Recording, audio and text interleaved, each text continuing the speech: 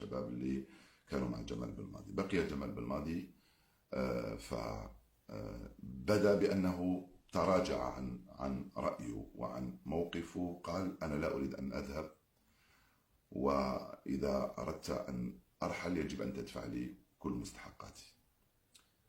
وليد صادي جدد المقترح الأول، قال له: أنا مستعد نعطيك 3 أشهر من مستحقاتك، يعني حوالي 624 ألف يورو، ويتم بالتراضي من دون إقالة ومن دون استقالة حفظا لماء الوجه. جمال بالماضي قال: لا، أنا تعطوني كل مستحقاتي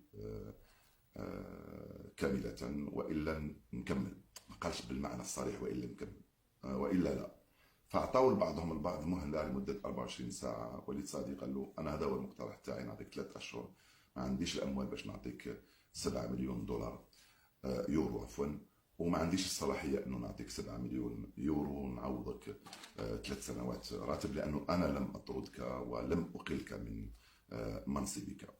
فلحد الآن لغاية الساعة 5 لم يرد المدرب جمال بالماضي على وليد صادي. فبقي الأمور إن شاء الله ممكن إلى غاية غدا السبت سيكون هناك جديد.